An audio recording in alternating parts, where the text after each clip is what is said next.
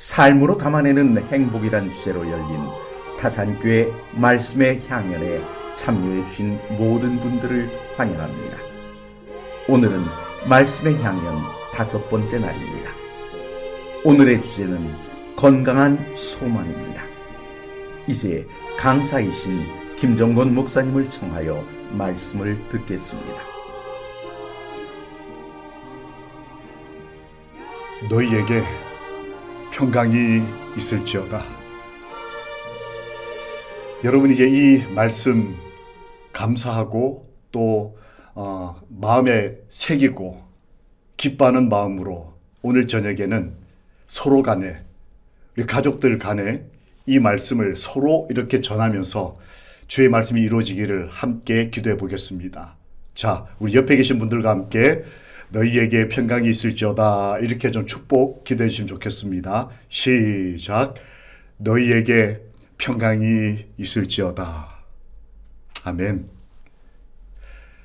이 안식일 저녁에 주의 말씀이 성경대로 또 저희들의 기도대로 이루어지기를 예수님 이름으로 기도합니다. 일주일 동안 우리의 삶을 정말 열심히 살아왔고, 그래서 지금 이 시간 감사와 기쁜 마음으로 쉼으로 찾아오신 여러분, 안식일 첫 시간에 여러분에게 한 가지 질문을 던져보겠습니다. 요즘 어떤 꿈을 꾸고 계십니까? 오늘 나의 소망은 무엇입니까? 참, 아이들 문제 해결되지 않은, 아이들이 성장하고 결혼해도 끊임없이 아이들은 저희들의 근심거리고 기도 제목이고 또 행복의 근원이기도 합니다.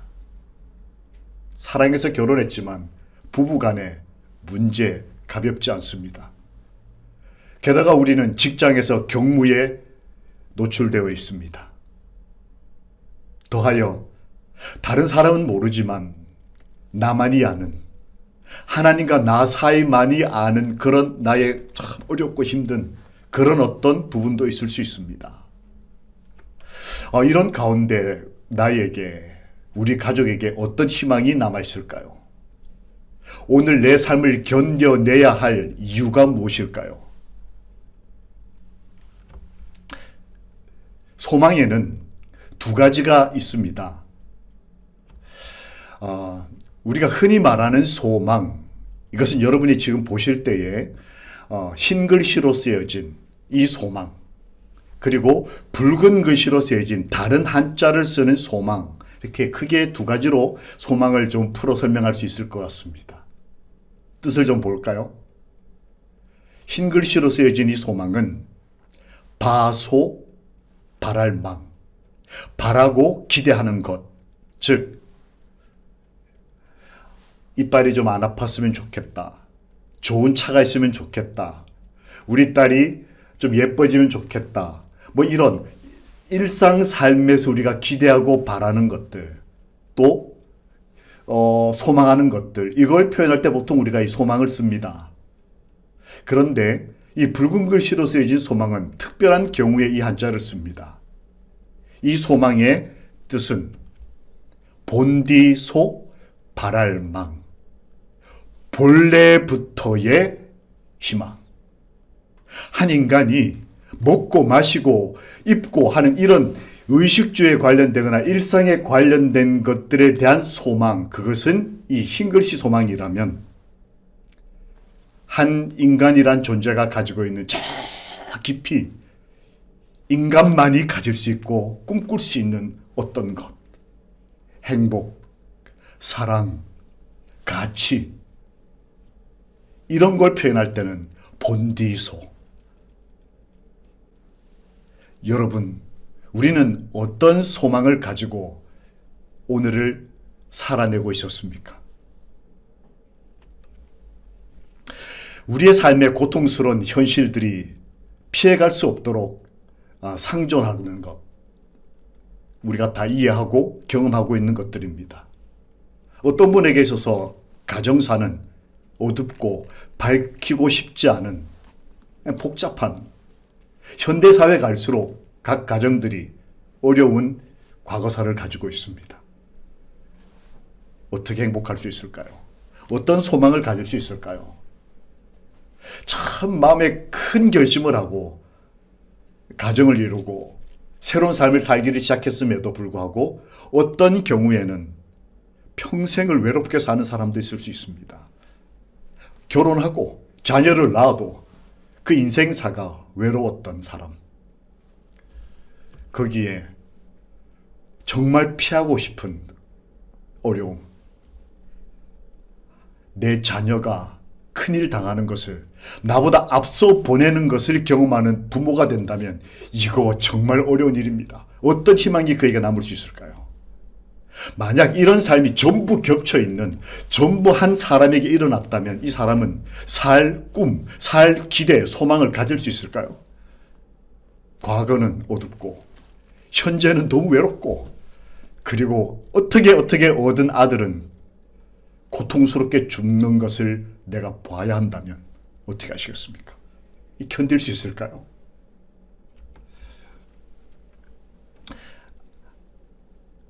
이 사람, 이 모든 것을 경험하고 있던 한 어머니가 계셨습니다. 마리아였어요.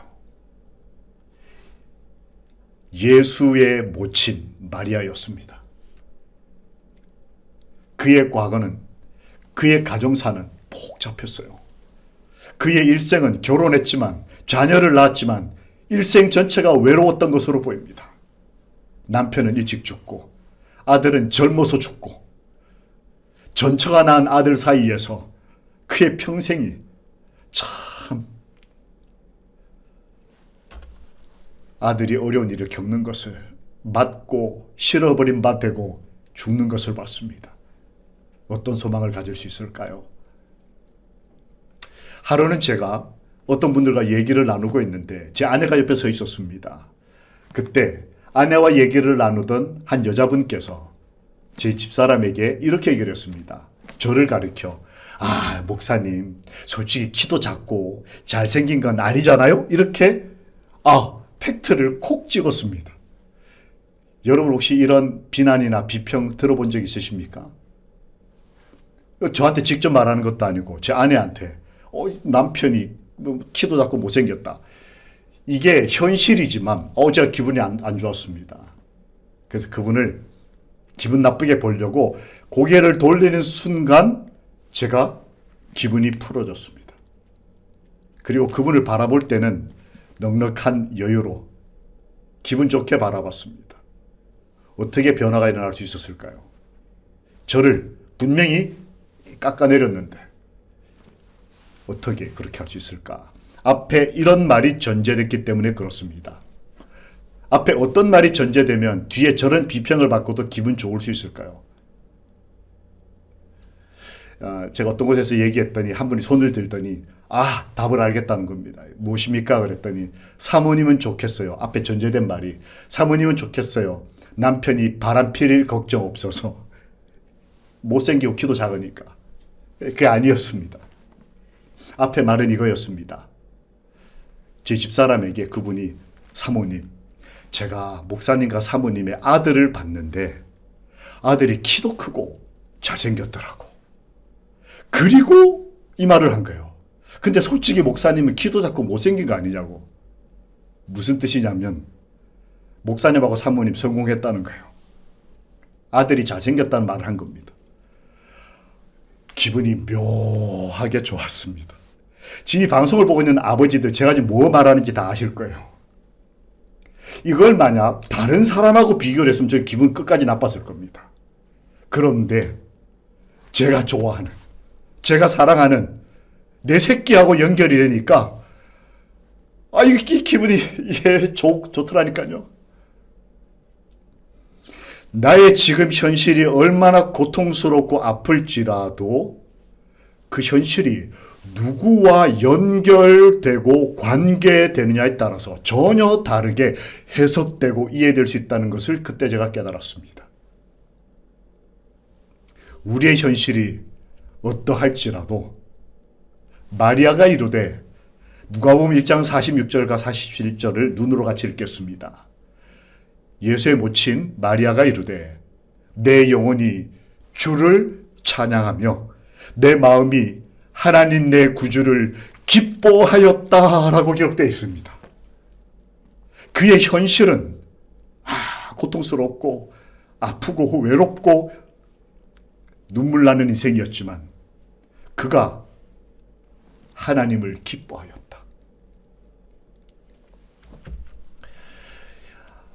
심리학 용어에 지배적 감정이라는 표현이 있습니다. 인간은 희노애락을 가지고 있어요.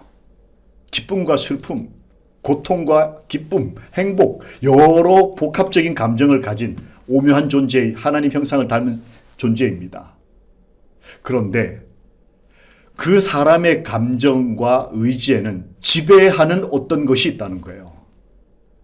예를 들면 우울한 감정이 지배적 감정인 사람은 정말 좋은 곳에, 좋은 환경에 갖다 놔도 그 우울증을 극복하지 못해서 어려운 결정을 합니다.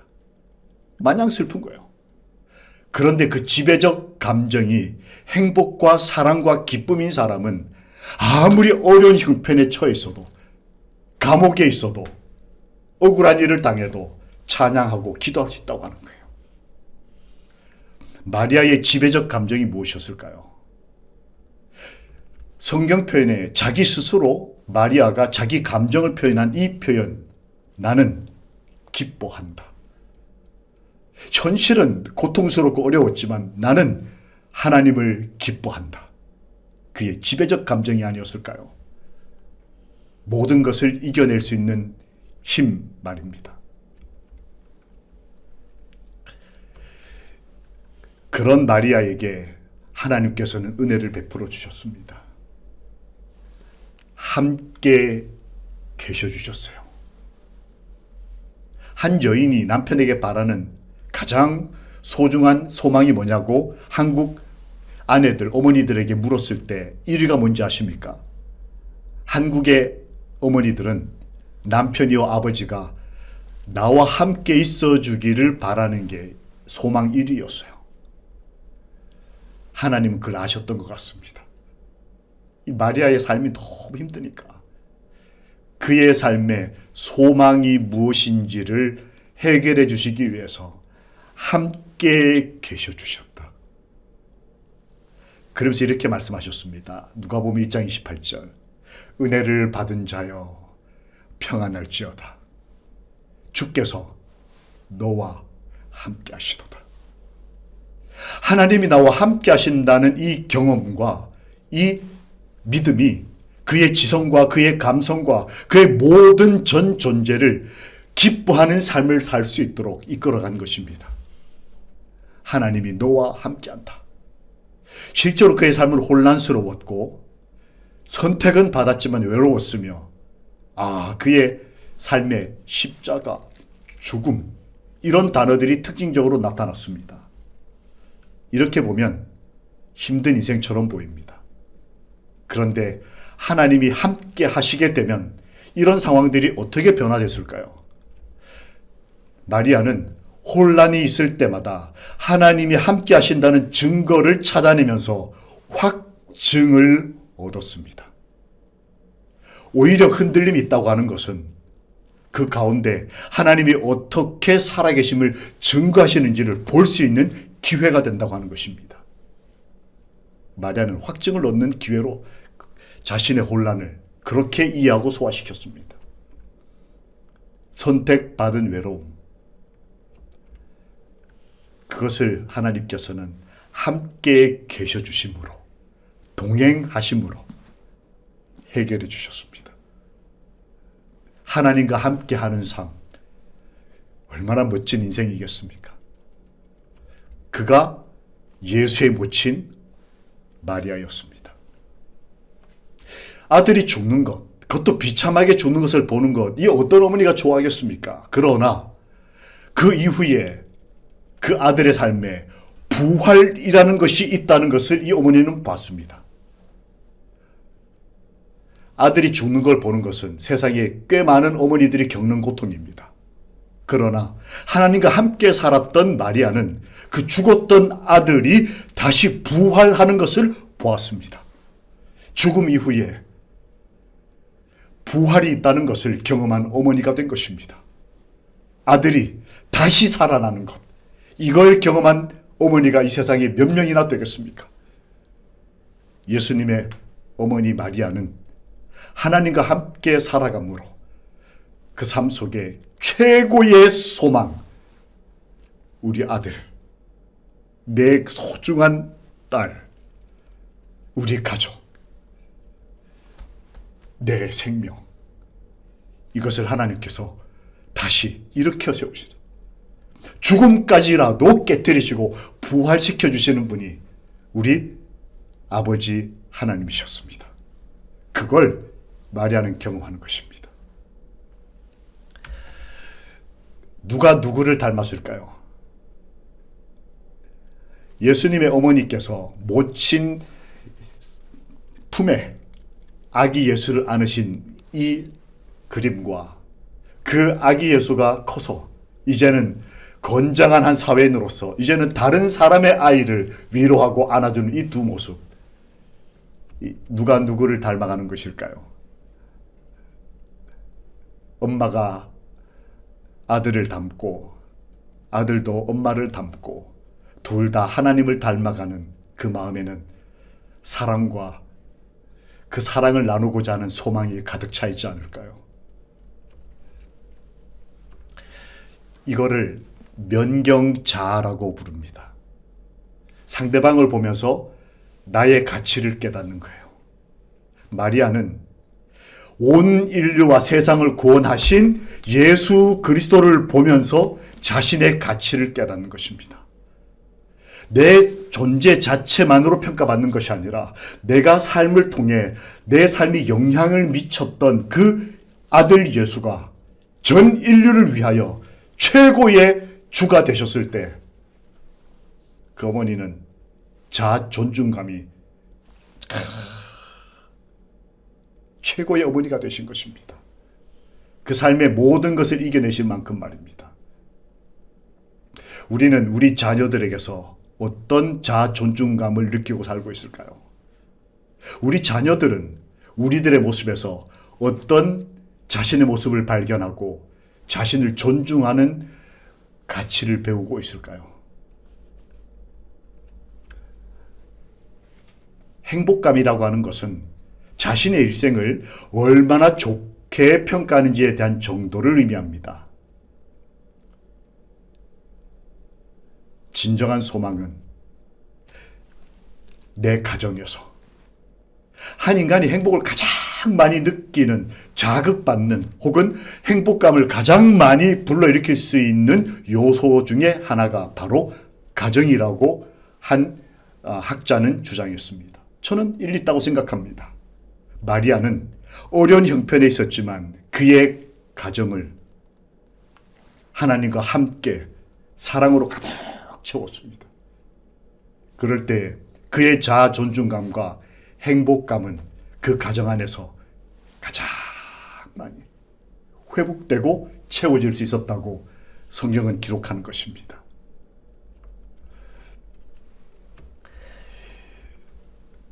그래서 이렇게 그의 인생을 결론 지었습니다. 내 마음이 하나님을 기뻐한다. 그래서 그의 아들이 예수 그리스도가 되셨습니다. 행복한 어머니 밑에서, 하나님을 기뻐하는 어머니 밑에서 많은 어렵고 힘든 순간들을 잘 견뎌내고 자신의 가치와 자신의 행복한 삶을 살아가던 어머니 스라에서 이 세상을 구원한 아들이 나타난 것입니다. 사실 예수님의 삶에도 보면 이런 단어들이 특징을 이루고 있습니다. 외로운 사람이었다. 남에게서 혐오를 받았다. 눈물, 피, 심하게는 십자가, 죽음, 이런 게 예수의 삶에 나타나는 이 부사구들입니다. 어떻게 이분은 행복할 수 있을까요? 그런데 예수님의 지배적 감정은 그분 표현대로 사랑이셨어요. 어머니에게서 배운 것이고 어머니에게서 나타나는 자신의 삶 속에 하나님의 역사를 경험하고 어머니처럼 자신도 하나님의 마음을 알게 되고 그 하나님의 사랑을 품게 됐을 때 그의 지배적 감정이 사랑이었을 때에 그는 십자가도 이겨낼 수 있는 자신을 배신하는 사람도 사랑할 수 있는 그리고 혐오하는 자들을 위해 기도해 줄 수 있는 위대한 아들이요 사람이요 인자요 하나님이 되신 것입니다. 차심이라는 말이 있습니다. 이 찻잔에 보시면 이 금이가 있고 거기에 이렇게 검은 이렇게 때가 묻은 것처럼 보이는 저거를 차심이라고 하는 말로 부릅니다. 한 교수님이 제게 차를 주셨습니다. 저런 그릇에 가득 주셨어요. 제가 조금 자존심이 상했습니다. 그 교수님 당신은 아주 세련되고 깨끗한 찻잔에 차를 드셨어요. 근데 저는 저렇게 금이 다 가고 때 묻은 그릇에다가 차를 주셨습니다. 근데 마시고 나니까 이 교수님 이렇게 말씀하시는 거예요. 목사님, 이 찻잔이 얼마짜리인지 아십니까? 2,000에 가면 왜 굽다가 실패한 애들 깔아놓고 1,000원, 2,000원 하지 않습니까? 그러기엔 제가 자존심이 상했어요. 그래서 제가 2만 원, 3만 원 이렇게 얘기했습니다. 말씀이 2천만 원. 이 금 다 가고 때 묻은 애가 2천만 원씩이나. 설명이 이렇습니다. 토기쟁이가 흙을 빚어 그릇을 만들면 가마에 넣기 전에 겉에 유약을 바릅니다. 그리고 이제 이 아이를 가마에 놓습니다. 성경 표현대로 하나님께서 우리를 만드시는 것처럼 이 토기가 이제 가마솥에 들어가서 뜨거운 물에 구워집니다. 아 뜨거 한번 합니다. 그리고 나오면 식는 과정에서 흙이 식는 과정 속도와 이 유약이 식는 속도가 다르기 때문에 금이 간다고 그렇게 설명하시더라고요. 그래서 만들어졌습니다. 이게 어느 주인의 손에 들렸어요. 이 주인께서 그 금간 그릇에 차를 끓여서 뜨거운 물을 붓습니다. 그러면 금이 가서 속살이 드러난 곳에 그 뜨거운 물이 다시 접촉이 됩니다. 아 뜨거워, 아 뜨거워. 매일 아침 반복. 그 토기 입장에서는 이거 좀 억울하지 않겠어요? 나 한 번 벌써 아 뜨거 했는데 내 인생 전체가 막 뒤바뀌었는데 그리고 또 계속 매일처럼 사는 게 힘들고 아프고 뜨거워. 불평할 수 있지 않겠습니까? 교수님이 그러시더라고요. 그런데 시간이 지나고 나면 차에 담겨있던 찬물에 담겨있던 차 입자들이 떠돌다가 그 그릇에 갈라진 틈에 가서 그 흙에 가서 박힌대요. 한 번, 두 번, 세 번 박히다 보면 그게 모여서 저렇게 검은색처럼 때처럼 보이는 때가 아니라 차 입자들이 이렇게 자리를 잡은 것입니다. 그래서 어느 날 아침 주인이 차를 끓이지 않고 찻잔만 들어도 아무것도 없는 찻잔에서 향이 난다는 거예요. 20년, 30년 동안 그 삶의 아픔과 고통과 외로움을 이겨낸 그 뜨거움을 견뎌낸 주인과 함께 그 관계를 끊지 않고 계속 그 자리를 걸어온 그 아이 잔에서는 향이 난다. 그래서 그 교수님이 목사님 이 잔은 저와 몇십 년을 함께한 제 친구입니다. 아무리 돈을 많이 줘도 전 이걸 팔지 않습니다. 이거는 접니다. 그러시더라고요. 우리 인생에 참 많은 금들이 매일처럼 뜨거운 인생의 맛을 보고 우리는 삽니다. 그런데 어느 날 우리에게서 향이 나기 시작하는 거예요. 사람의 향, 우리와 함께 하시는 하나님의 향. 그래서 성경에 보면 너희는 그리스도의 향기다 이렇게 표현되어 있습니다. 그것은 우리 인생이 다 비워지고 아무것도 남은 것 없는 뼈만 남은 존재랄지라도 평생을 견뎌낸 하나님의 향을 가진 존재들. 관입이라고 부르기도 합니다. 우리 삶에도 이런 오래 숙고된 깊이 내려앉은 평안. 이런 표현이 있습니다. 빛 가운데 있으면 키가 작아도 꽃은 핀다. 어느 날 길을 걷다 보니 코스모스가 폈는데 이만큼 허리까지 올라옵니다. 근데 한 아이가 요만큼이요. 땅에서 요만큼 붙어 있습니다. 그런데 그 아이도 꽃이 폈더라고요. 남들 이만큼 클 동안 내 인생 그저 이게 전부인 그런 존재라 하더라도 우리에게 빛을 주시고 빛의 근원 대신 하나님을 만나게 되면 그 인생도 꽃은 핀다. 꽃이 핀다는 것은 곧 열매가 맺힐 것이다. 마리아 인생이 그랬던 것처럼 우리의 인생에도 하나님의 은혜와 사랑과 빛으로 우리의 인생이 차곡차곡 기쁨과 행복이 쌓여서 우리 삶 전체가, 우리의 가족 전체가 행복과 평안을 얻게 되는 그런 간절한 소망이 오늘 우리의 것이 되기를 우리 주님 예수님의 이름으로 기도합니다. 자, 그럼 두 번째로 마리아가 선택한 어떤 삶의 가치와 중요한 교훈을 한 번 더 살펴보겠습니다. 마리아는 그의 기뻐하는 삶, 인생을 통해 하나님과 연결되었다라고 말씀에 기록되어 있습니다. 기억나십니까? 죄로 인해 깨어진 관계, 그 하나님 복의 근원이신 우리에게 생명을 시여하신 그분과의 관계를 연결하는 삶을 마리아가 살았다고 한 것입니다. 그것이 그의 소망이었어요.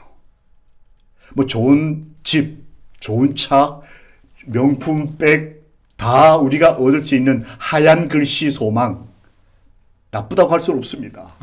그러나 오늘 저녁에 한 번쯤은 나에게 붉은 글씨 소망, 본디소, 인간이라면 꼭 가지고 있어야 할, 그리고 가장 소중한 그 꿈, 하나님과 연결되는 것.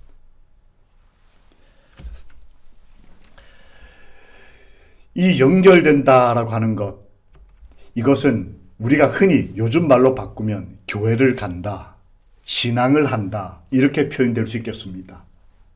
왜 우리가 이렇게 열심히 교회를 갈까? 그건 교회 그 자체가 목적이 아니라 그곳에 살아계시는 하나님과 연결되는 삶을 살기를 선택한다는 현대식 표현인 것입니다. 영상을 통해서라도 오늘 말씀을 들으시는 여러분과 저는 신앙을 가지는 것, 즉 하나님과 연결되는 꿈을 지금 하나씩 이루어가고 있는 것입니다. 구체적으로 연결되는 방법들을 몇 가지 마리아는 삶의 모본을 통해 보여주셨습니다. 첫 번째, 기도에 힘을 썼다, 이렇게 되어 있습니다. 어차피 힘든 인생, 이런 일을 해도 힘이 들고 운전을 해도 힘이 들고, 마리아는 힘을 써야 될 때 집중을 했습니다. 기도에 힘을 썼다. 그래서 하나님과 연결되기가 용이했다. 기도가 하나님과 연결되는 방법이었기 때문에 그렇습니다. 또 다른 방법, 힘들고 어려울 때 마리아는 찬양을 불렀다.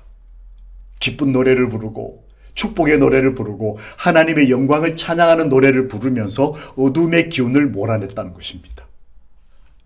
이렇게 할 때에 하나님이 연결된 것. 이거를 기독교적 용어로 성령이, 하나님이 임하셨다, 이렇게 표현을 남겼습니다. 여러분 지금 PPT 보실 때에 위에 공간이 하나 남았습니다. 마리아가 하나님과 연결되는 또 다른 중요한 방법이 하나 있었는데 제가 뛰어넘었습니다. 뭘까요? 여러분이 지금 선택한 방법입니다. 하나님의 말씀을 읽고 설교를 듣고 말씀대로 사는 삶, 하루. 그것이 내 삶에서 이루어질 때에 하나님과 연결되는 인류의 최고의 꿈이 이루어질 수 있다는 것입니다. 나에게서, 우리 가정에게서. 마리아는 그렇게 살았다. 비록 현실이 어려웠지만 이렇게 삶으로 하나님과 연결되었다. 그래서 그의 삶을 기록한 기록에 보면 천사가 이르되 성령이 너에게 임하시고, 이렇게 예수님 모친의 삶이 시작합니다.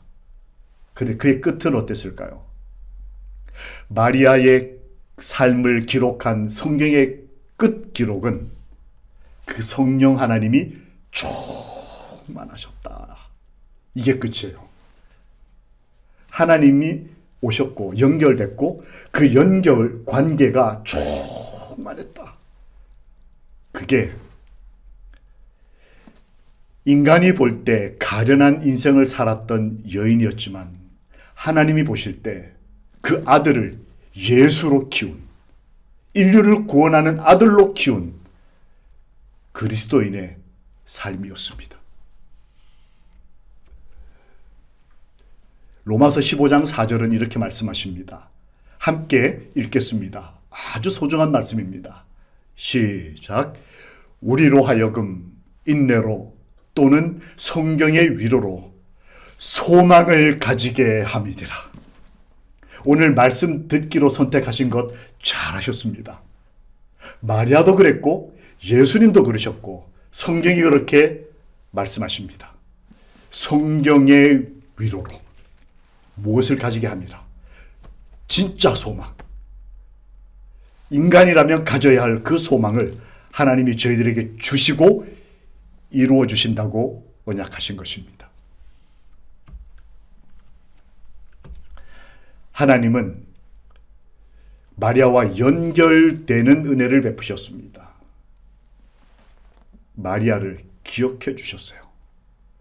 숨을 거두려는 시간에 예수 그리스도께서는 당신의 어머니를 기억하셨다. 전 인류를 구원하는 위대한 역사를 이루시는 분이시지만 어머니를 기억하시는 분이셨다는 거예요. 우리가 이 재림교회가 왜 안식일을 기억하여 거룩히 지킬까요? 우리의 복의 근원이신 하나님과 만나기 위해서, 연결되기 위해서입니다. 하지만 이 표현을 바꿔 말하면 우리가 하나님을 기억함과 동시에 하나님께서도 안식일에 우리를 창조하신 것을 기억하사 찾아오시고 기억하고 계시는 우리의 아들과 딸들, 우리들을 축복하시는 것이 아버지신 것입니다. 천사가 이르되 마리아여 무서워하지 마라. 너가 하나님께 은혜를 입었느니라. 어떤 소망을 가지고 계십니까? 행복하고 기쁜 삶을 사는 것. 그것이 모든 삶의 고통과 그 뜨거움을 이겨낼 수 있는 힘이 된다는 것. 좋은 소망입니다. 하나님께서 이루어 주실 것입니다. 더 큰 소망, 더 깊이 내려갈 수 있는 근원적 소망이 있다면 우리의 복의 근원이시고 생명의 시여자 되신 하나님과 연결되는 소망. 그걸 우리가 가질 때 하나님이 말씀하십니다. 무서워하지 말라. 너가 하나님께 기억된 바 됐다. 너가 하나님께 은혜를 입었다. 이 소중한 말씀을 저희와 저희 가족들이 함께 듣게 되기를 소망합니다.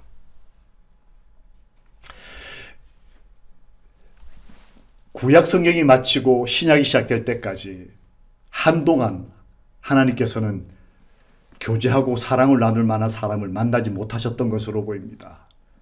400여 년 만에 한 그리스도인 여성이, 어머니가, 아내가 소망을 가졌습니다. 마리아는 이 모든 말을, 하나님이 그 일생에 말씀하신 모든 말씀을 마음에 새기고 생각하니라. 신앙을 한다, 교회를 간다, 그것은 우리를 향하신 하나님의 사랑과 우리를 향하신 모든 하신 일들과 우리에게 꿈까지 주시는, 소망을 주시는 그분을 다 받아들이고 마음에 새기고 그 생각을 가지고 일생을 정진하며 사는 것, 진솔되게 사는 것. 그의 슬하에서 그 자녀가 세상에 복이 되는 사람을 구원하는 자녀가 된 것입니다. 가족의 행복은 아내요, 어머니 된 사람에 의해 크게 좌우된다. 오늘 저녁 각 가정의 어머니시고 아내 되신 여러분, 그리고 우리의 딸들이요, 우리 가족의 행복은 어머니가 어떤 꿈을 꾸느냐, 내가 어떤 소망을 가지고 사느냐, 그 소망의 주 대신 예수와 함께 내가 살게 될 때에 그 가족의 행복이 결정될 것이다.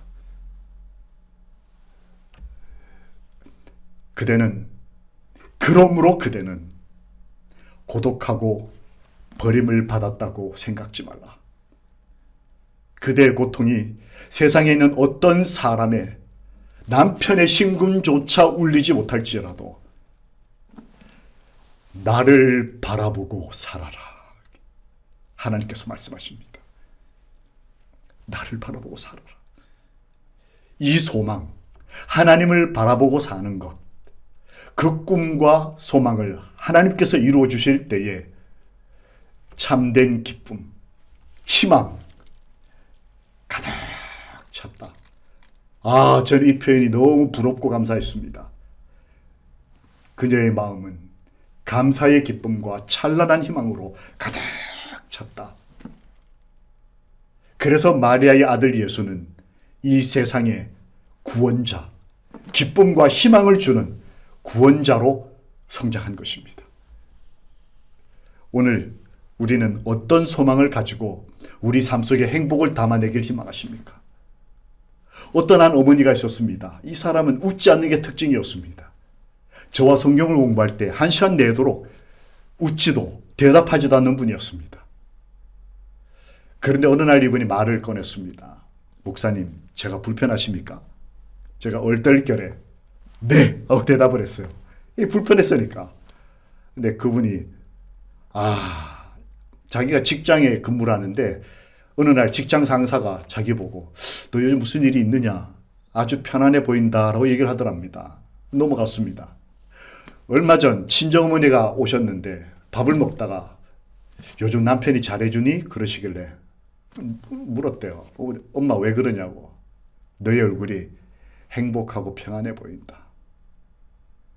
이 주말 부부였습니다. 어느 날 주말에 남편이 이제 집으로 돌아와서 밥을 먹다가 이 수저를 놓고는 당신 요즘 바람 피냐? 그러더래요. 왜 그러냐 그랬더니 왜 이렇게 요즘 행복해 보이고 평안해 보여? 라고 얘기를 했습니다. 그 순간 이분이 뭔가를 깨달았어요. 자기 인생의 가장 중요한 사람들이 다 똑같은 말을 한 것입니다. 그리고 저한테 물은 거예요. 내가 평안해 보이냐고. 제가 진작에 알았으면 평안해 보인다고 할 걸 그랬습니다. 이분이 고민을 했대요. 변화된 게 없는데 1년 전이나 지금이나 직장 똑같고 가정 똑같고 하는 일 똑같은데 왜 내가 변했을까? 답은 성경에서 하나님을 만난 것이었어요. 내가 성경을 공부하고 성경 말씀을 주신 하나님의 마음을 이해하기 시작하면서 나도 모르게 제가 삶이 바뀐 것 같습니다. 어느 날 아들이 집안일 하고 있는 엄마를 끌어안으면서 이 중학생 사춘기 아들이, 반항하던 아들이, 부모와 말도 섞지 않던 아들이 엄마에게 이렇게 얘기를 했습니다. 나는 지금 엄마가 좋아. 계속 예수를 믿으라고 그러더래요. 과거의 엄마, 여전히 밥 해주고 빨래 해주고 용돈 주던 그런 엄마보다는 기쁨이 있고 소망이 있고 가족을 향한 사랑이 편하게 전해지는 그 엄마를 사춘기 아들도 느끼고 알아본 거예요. 엄마, 나는 지금 엄마가 좋아. 그렇게 살라고. 이 엄마가 아들이 그렇게 좋아하는 모습을 보고 행복해서 저에게 참 기뻐하면서 좋다는 거예요. 행복하다는 거예요. 참된 소망이 이루어지는 순간이었습니다. 그가 얼마 전 큰 수술을 받았는데 수술 받기 직전에 저에게 보낸 문자에 글자가 작아서 잘 내용은 잘 안 보이시죠? 그 내용들이 이런 단어들로 가득 찼습니다. 정성, 덕분, 기도, 성경, 따스한 봄날, 안식, 평안, 예수님, 그리고 감사해요. 평안한 마음으로 수술실에 들어가고 완쾌돼서 지금은 건강하고 행복하게 잘 살고 계십니다. 진짜 소망을 가지게 된, 하나님과 연결된, 그래서 기쁨과 행복 가운데 살아가는 한 아름다운 인생을 본 것입니다. 하나님께서 말씀하십니다. 그분은 살아계셔서 우리를 위하여 간구하신다. 우리를 위하여 기도하신다. 우리의 소망이 이루어지기를 바라신다. 그러므로 이 소망을, 하나님에 대한 소망을 굳게 붙잡으라.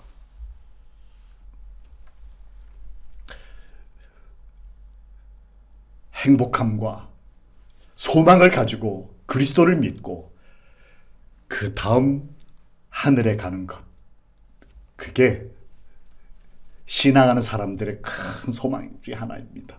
재림을 기다리고 사는 것, 사랑하는 사람을 만나는 것, 진정한 함께함을 경험하는 것.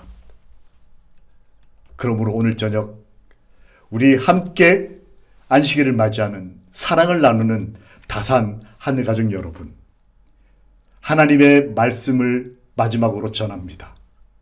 너는 하나님께 소망을 두라. 너는 하나님께 소망을 두라. 주님께서 하나님께 소망을 둔 저희 모두와 저희들의 가족들을 지켜주시고 복으로 함께 임하여 주시기를 우리의 소망 되신 예수 그리스도의 이름으로 기도합니다. 아멘.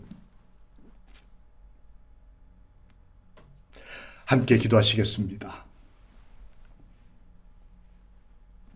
살아계신 하나님, 우리의 소망의 주이신 아버지, 이 안식일 저녁 저희와 저희 가족들을 기억하사 소망의 하나님이 되어 주시옵소서. 예수, 우리를 사랑하시고 우리를 행복하게 해주시는 예수 그리스도의 이름으로 믿고 기도합니다. 아멘.